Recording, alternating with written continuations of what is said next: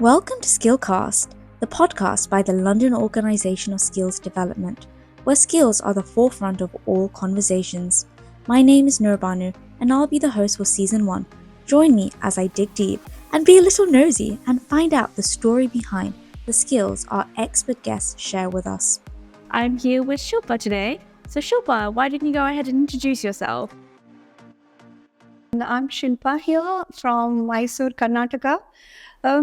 I actually hail from India, but I lived in UK for 20 long years.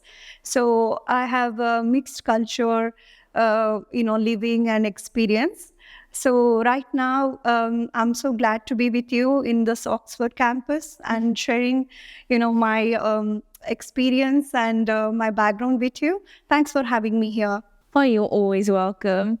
So tell me, what were you doing in London before you moved back to India? Actually, I moved to, I'll just give you a bit of background. I moved to UK in 2000 for my job, and predominantly I worked in automotive industry and again specialization in automation. I'm a computer science engineer by academics.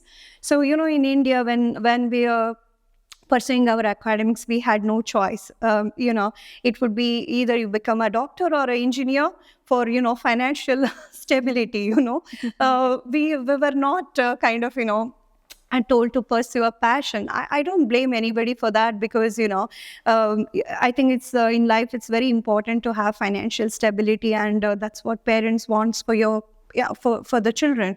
So, I become an engineer. Not by choice, but I started enjoying it thoroughly, actually. And I worked for multiple multinational companies and predominantly for Jaguar Land Rover cars, for 15 years. And it was a wonderful experience.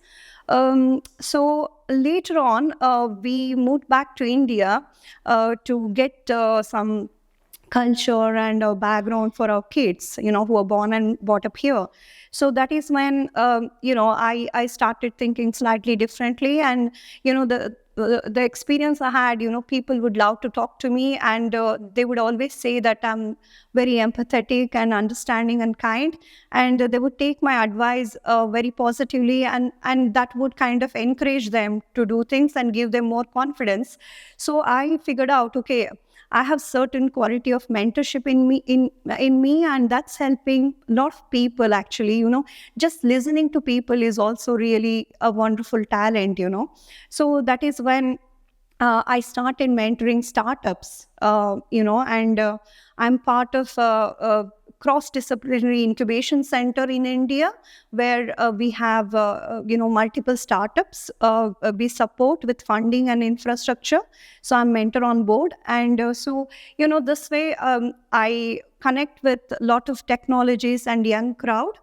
And I have a diversified interest in business, and I also have Skyscape Properties Limited, which is my company, and I have multiple portfolios under it. So yeah, I have diversified interests, one in technology and mentorship side, and other one is business. So when I combine all this with my background, I get a very, good sense of handling things. And, so I teach the startups how they can become success.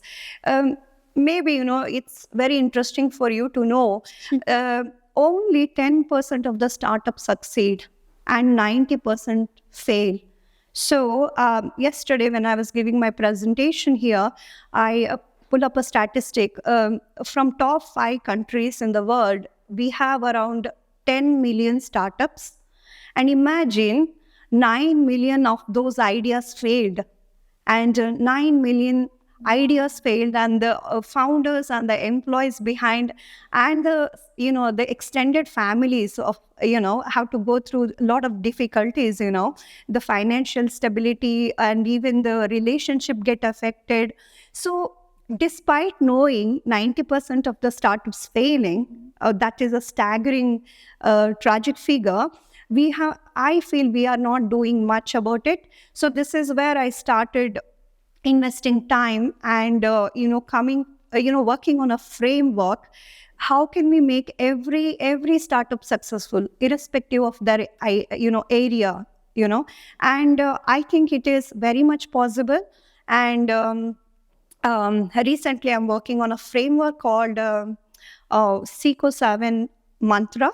I would tell you in a minute, which if you follow, it avoids failure to kind of, a very huge extent. I'll talk about it in a bit but this is what the background I wanted to share with you. Oh, wow. So tell me more about this framework. I'm super intrigued now. And you said 90% of startups fail. That is such a high figure. And for anyone who is at that startup phase right now, I'm sure anything to ensure that they do not fail is super important. So if you could give us some insights into this framework, that would be super helpful. I believe in holistic way of approaching things.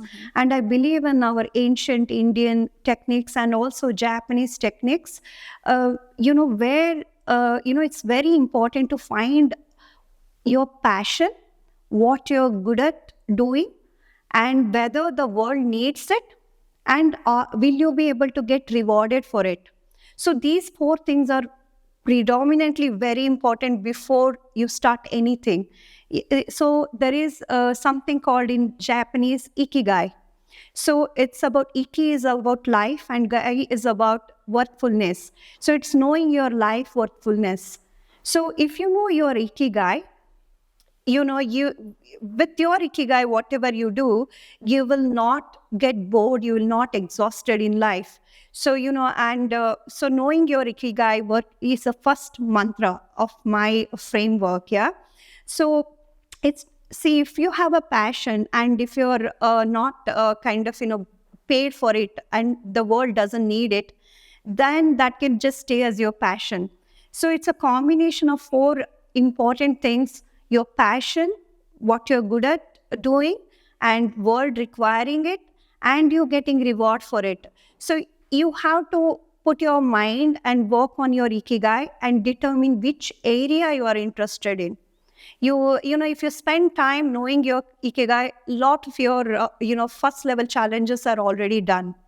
So this is the first framework in my Seco 7 mantras, and Seco again is from Japanese, is a success. So success 7 mantras for startups.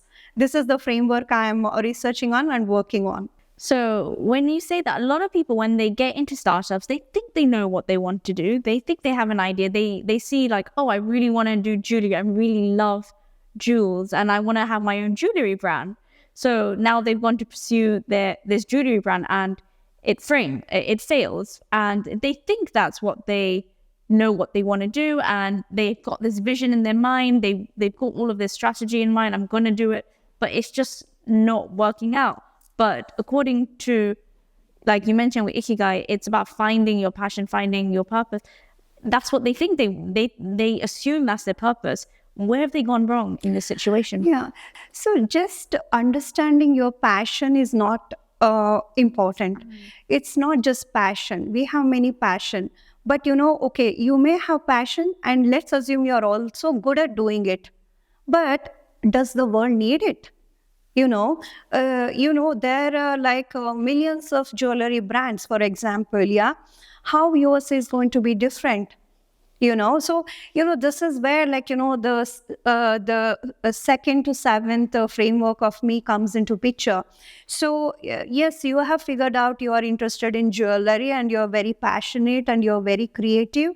So now if you have a kind of, finalize the idea around jewelry, so let's work on the next level. This is where the next framework, which is called build ecosystem, comes into picture. Right? So build ecosystem, see what we usually do, we learn through our journey. We always learn through years and years of journey. And you have seen, the slides having multiple failure steps and then the final success. But just let's think about it. Is that the way I want to have my journey? Do I need to go through so many failures to just achieve success, or something I can do in a smarter way? So those failure step, I don't need to go, or I can avoid them as much as possible, right? So then the building ecosystem is, it's very, very important before starting any business.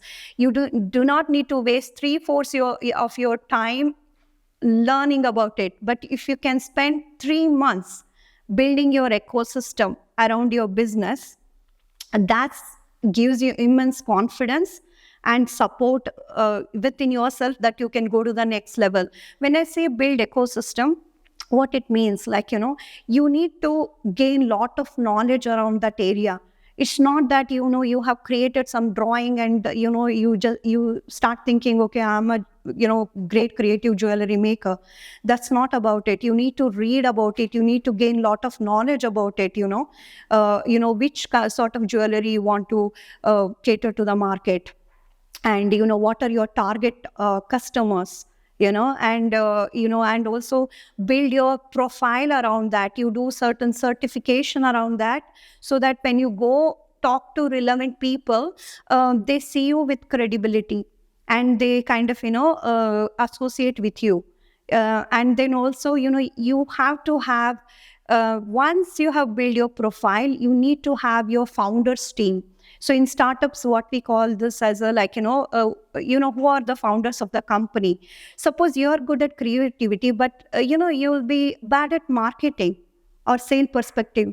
So unless you have that co-founder with you who is good at selling and who is good at making sure he articulates your product to the market, even if you kind of, struggle for 3-4 years, you're not going to get a distribution channel and network where you can sell your products. So it's very crucial to have a strong founders team on board. You need to identify a person who is, creator of the product, who is seller of the product, and who also understand the technology and the legal side of things. So it's a combination of things, having right co-founders in the first place. So as an example, like, if you want to start a food industry, and if you go collaborate your ideas after developing your profile and all with the, top 5 or 10 people in the country who are already doing this business, and you're able to convince your idea to them and have them on board, see how it feels. You're suddenly like, 20 steps from where you were, and without having no product on the table. So it's all like, background work you need to do, and you need to do with lot of discipline. It's not about the initial thrill that we have, okay, I'm good at, let me do something, I'll figure out on my way, how to do other things.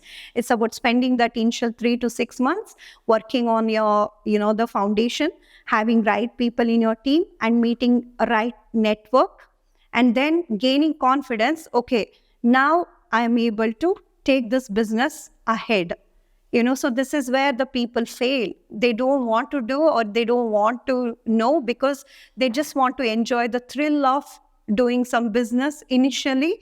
But after 3 years, they're exhausted, they're out of money, and the ideas dies down.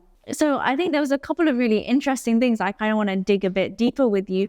So what if someone's got this incredible idea? Let's go back to the jewelry example. They want to have this jewelry company, but they are solo. They don't have any family members, or they don't have any friends that can support them, that have because obviously, like you mentioned, which is quite rightfully, so obviously we have a family business, and there are different people in our family and that have different skill sets. We have someone who's creative, we have someone that's good at marketing, we have someone that's good at sales. So there is a full team, and we've got that. But what if someone doesn't have those resources? They are just a one solo person.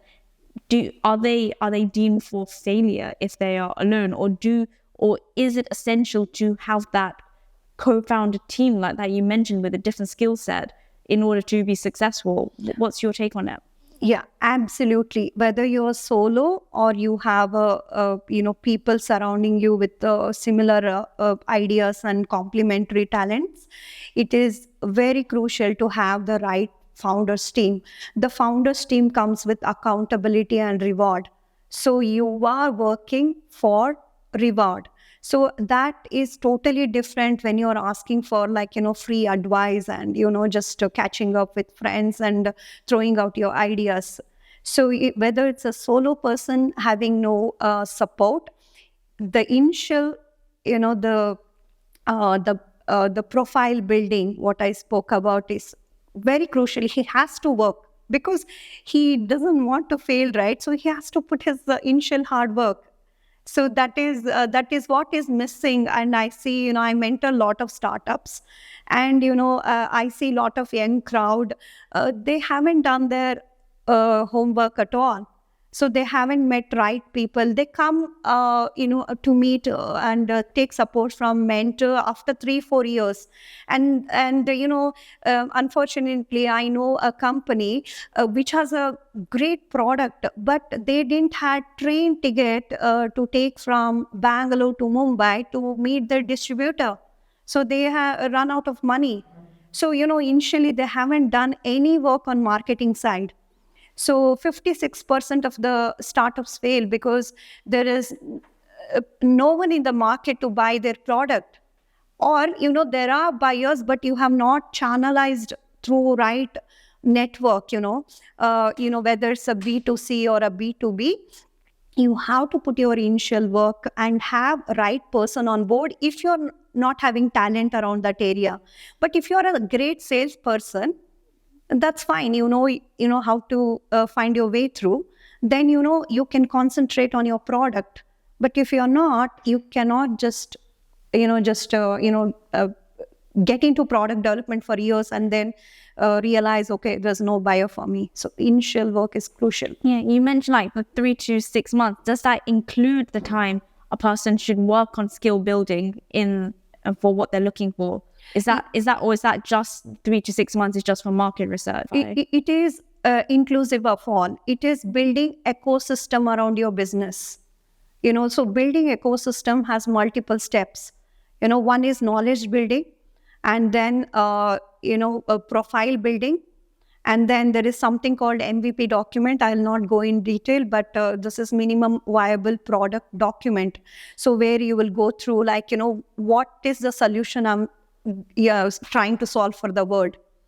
Am I really solving a solution that the world wants to solve, or I'm just thinking, random? And what are my target customers are? So MVP is an elaborated document. Then you will work on that. Yeah.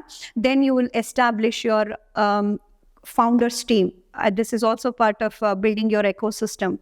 And then you will know your network for that area of business, whether it's a jewelry or a agri-tech or a biotech or a food tech. You will develop network. You will develop at least 20 people who are in the industry, who can help you in different ways. So, and then when you do this, in a very subtle way, there is already your brand building happening, because you become the face of that jewelry, to the people. And, without having anything on the table physically, just by giving your time, you have, in a sense, developed your brand, in a virtual sense. And you have gained immense confidence also.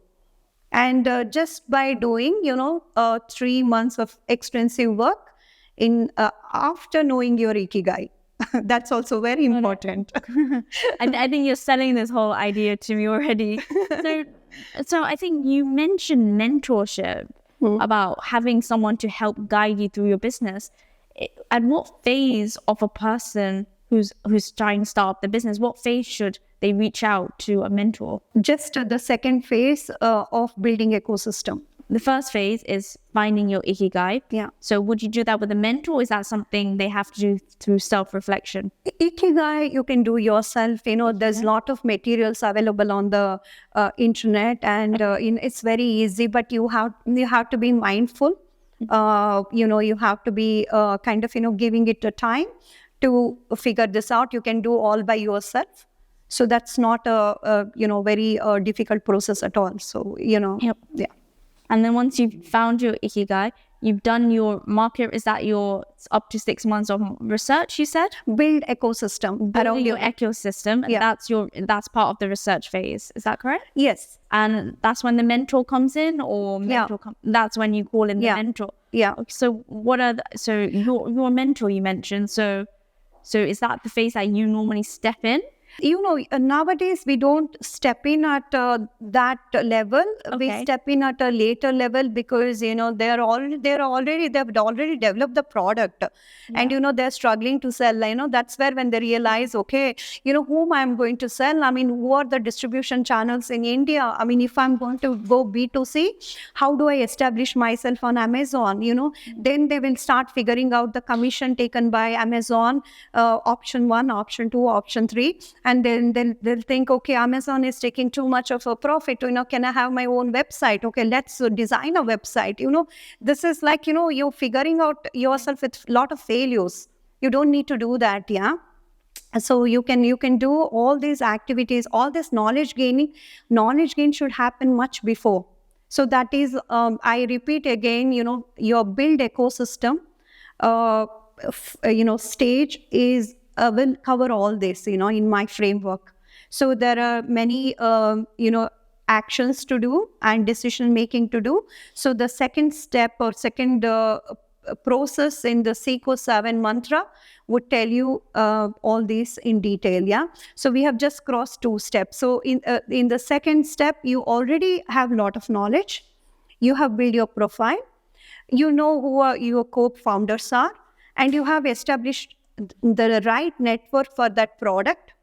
You know how to go about marketing once the product is ready. So you have thought about a name of your company, or a brand, etc. So there is all this homework has been done. So then, you would have also appointed a mentor at this point, right? So you have built ecosystem around that product. And the step 3 is building your presence. I'll just start. If you don't have any more questions on the build ecosystem, I'll go on to... Yeah, no, absolutely. Yeah. Please, before you start through, what does that mean? What does presence mean? Yeah, the build presence is all about, building your digital presence. You know that we live in a digital era. So now you have foundational work done. Now you will have your website done. And you will go on your Meta, Facebook, Instagram, and you will start developing your followers for your product. You will create content about your product and you will start posting it. So you will develop followers and you will develop a trend around your business. Yeah. And it's very interesting to know, see, until this point, there is no product in place.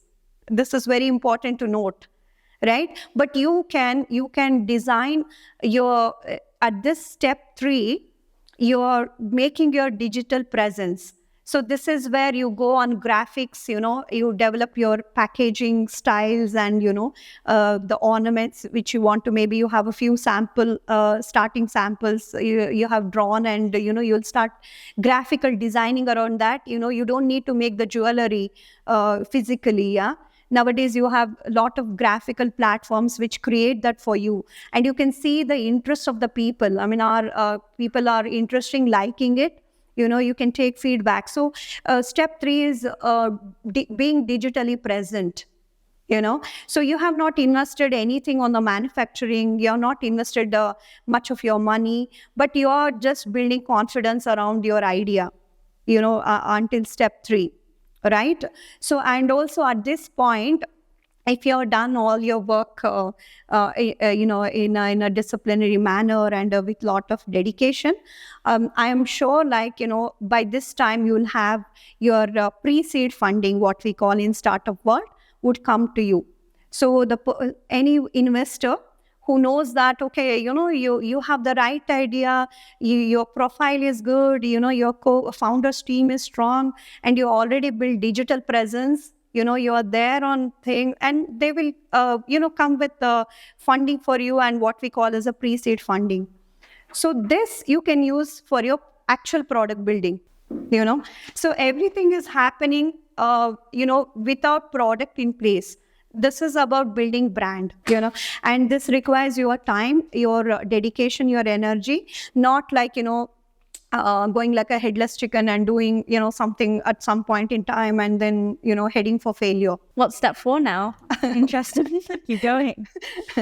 Okay, yeah. So once you have built your digital presence, you will acquire your, pre-seed funding, and then Next step is about actual product building.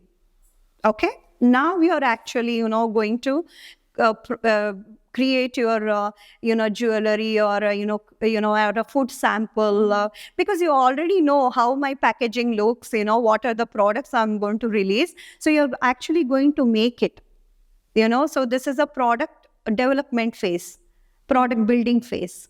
And so now this is what the fourth stage is actually, So, and you get your, and I would suggest people, don't go to too much money spending without acquiring your first customer. You need to have your first customer on board, when you have done this much of a work. And if you're not succeeding getting first customer, then something wrong. You go back and work. Because getting that first customer is very important for you to move to the next level. So you will go back in the loop, rework what was missing, correct it, and you will acquire the first customer. So this is, the step 4. The acquiring the first customer and the product building is number 5. And so I hope it's making sense for you. No, I'm following through. Yeah. I mean, what's going through my head is like, I need to be patient. Patience is the name of the game here. You have to go step by step. Yeah. What happens if someone skips a step? Because I think a lot of people get really excited when they're building product. They just want to create something and they just want to start getting it out there, but then they don't. Can they skip a phase, or no? It's essential. They have to keep going. See, there is no hard and fast rule. Like, you can't skip a phase, but this is like a sensible way of working. Okay. Not heading towards a financial failure or, and losing your lifetime on something, which you just felt thrilled about.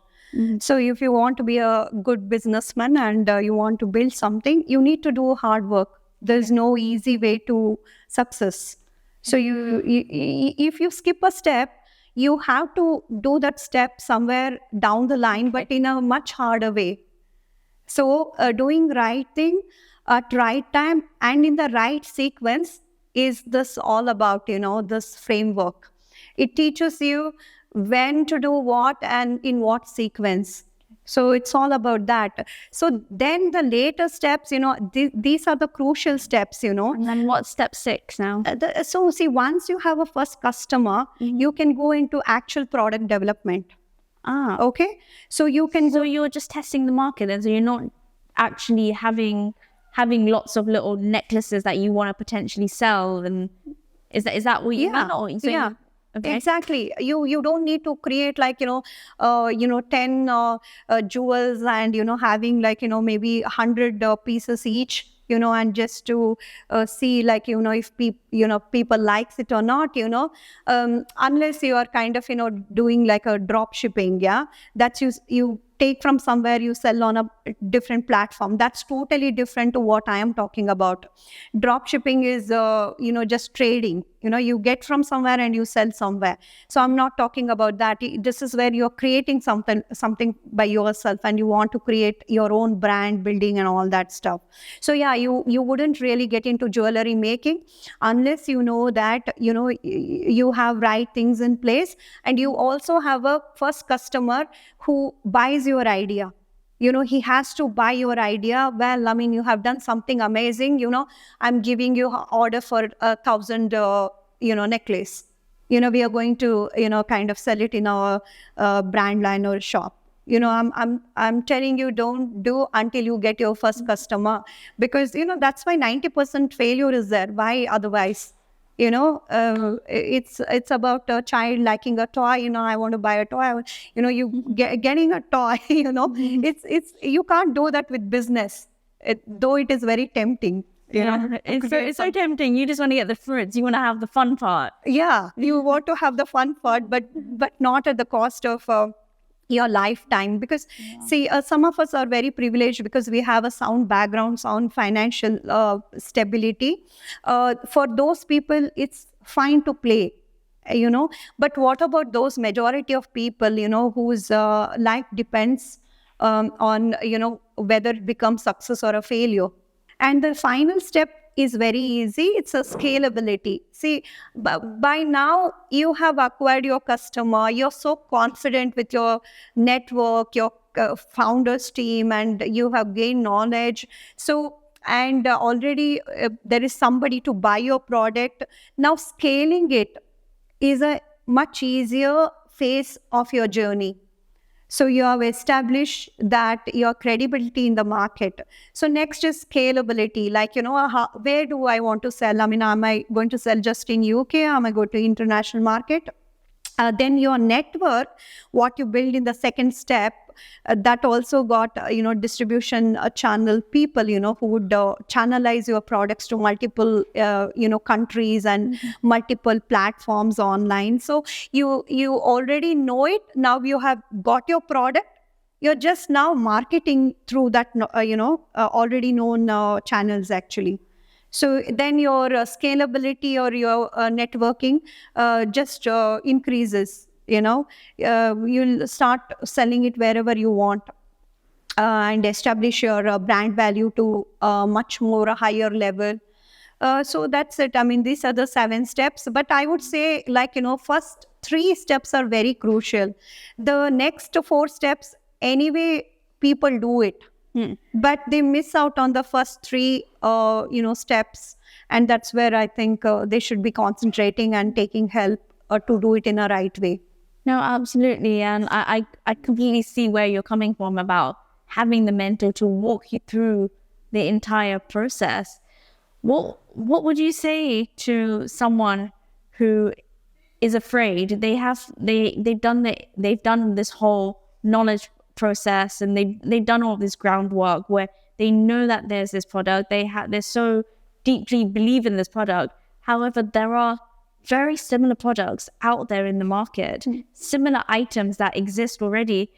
What would you say to someone that is so passionate about something? They know that this is their Ikigai, they know that this product is something that they love, and they've got that they know they can get the customers, but there are other similar products in the market. What would you say to them? Would you say find something else, or would you say still go ahead? What would be your advice to them? Okay, just one small correction. Again, I'll correct it there. See, Ikigai is not just a passion.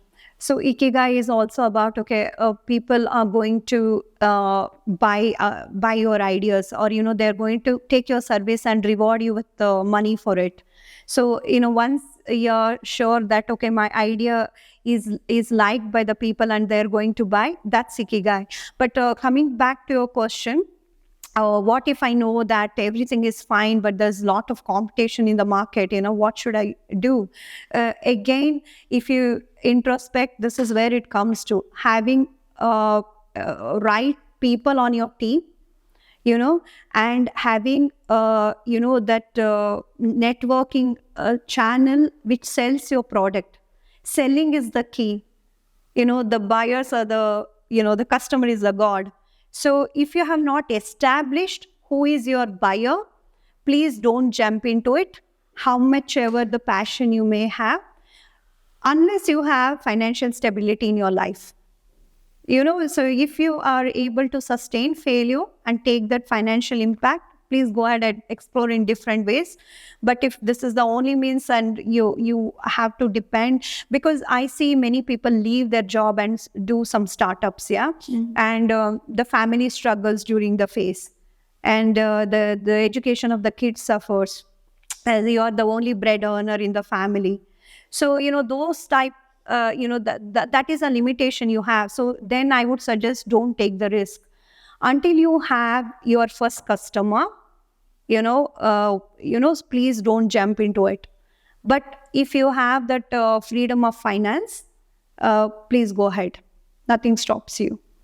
It's as simple as that. Definitely, I think the structure makes sense, and having a mentor working with you through those 7 phases, through the framework that you've described, is extremely important, and I definitely endorse it for sure. If people are interested in learning more about this particular framework that you've devised, or they're interested in your mentorship services, how can they reach out to you? I can be reached out through your podcast, and also I have I'm on LinkedIn. And I have my website also, but not particularly about this framework. But for my other things, so they can reach out through my email or my LinkedIn account, so I can share that. And it's not just me, and any mentor, you please take help of any mentor who is well versed with the field you are trying to make business in. That will save you years of journey, years of struggle.